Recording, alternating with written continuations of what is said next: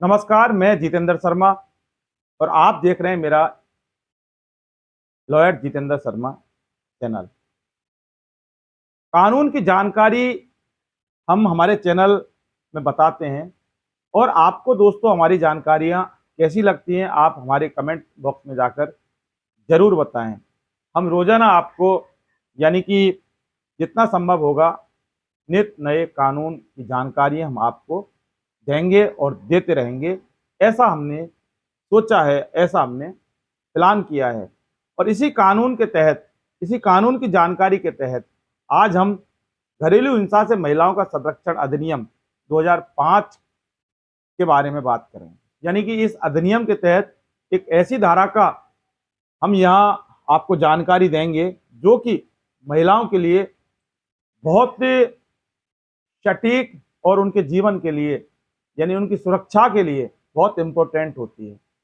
The protection of women from domestic violence act 2005 यानी कि घरेलू हिंसा से महिलाओं का संरक्षण अधिनियम 2005 की धारा 23 की हम यह बात करेंगे कि आखिर धारा 23 क्या है, धारा 23 का रोल कितना है।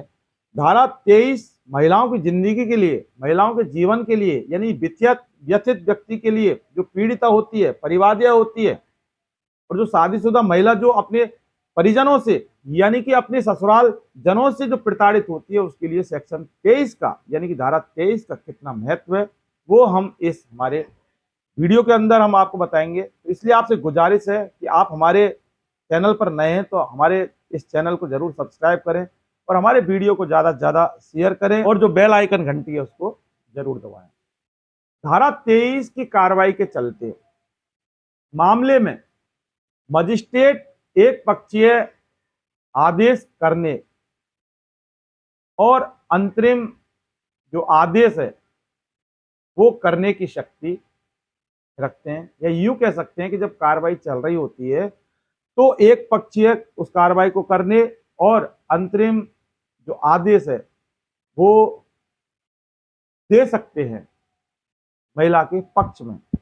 जब महिला व्यथित व्यक्ति है और उसने आवेदन किया है तो धारा 23 ये काम करती है और इस धारा 23 के तहत जो एक पक्षीय और अंतरिम आदेश प्रदान करने की जो कोर्ट की शक्ति होती है, मजिस्ट्रेट की शक्ति होती है, तो इनका जो सीधा सीधा मकसद होता है कि पीड़ित महिलाओं को शीघ्र से शीघ्र न्याय प्रदान करना।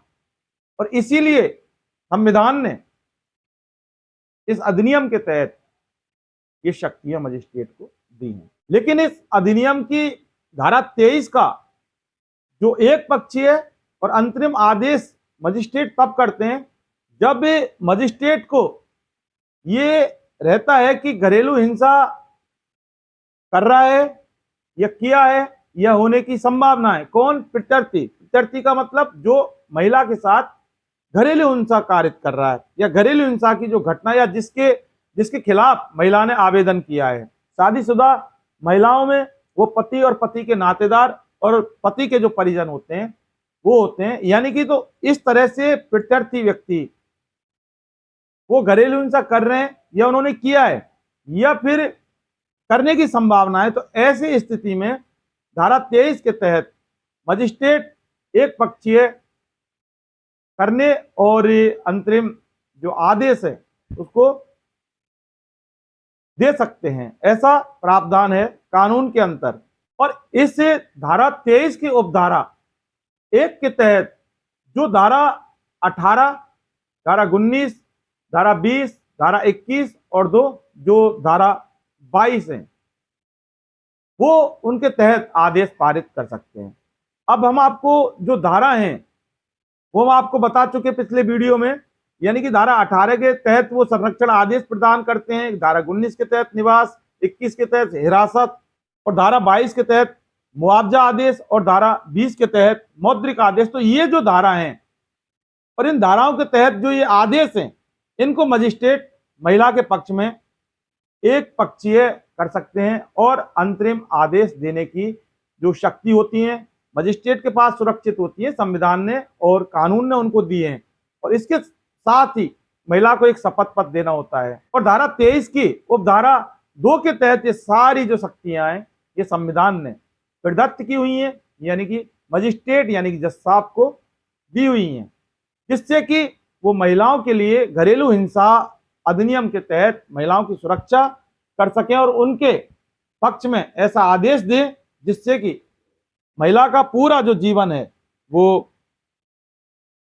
सही तौर पर चले और प्रत्यर्थी व्यक्ति होते हैं उनसे उनको सुरक्षा मिले और उनको उनका हक अधिकार और उनके साथ इंसाफ हो और उन्हें उचित न्याय मिल सके। तो दोस्तों ये घरेलू हिंसा अधिनियम की धारा 23 थी जिसका हमने पूरा आपको विस्तार से बताया है।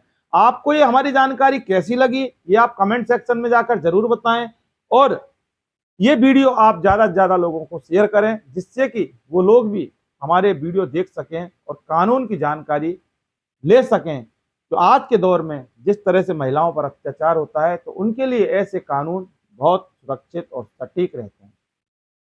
इसलिए आप हमारे इस चैनल को सब्सक्राइब करें और कमेंट बॉक्स में जाकर जरूर बताएं कि हमारा वीडियो कैसा लगा और आगे आप कौन से टॉपिक पर यानी कि कौन से कानून और कौन सी धारा पर आप हमसे वीडियो चाहते हैं। आपकी राय जरूर दें। नमस्कार।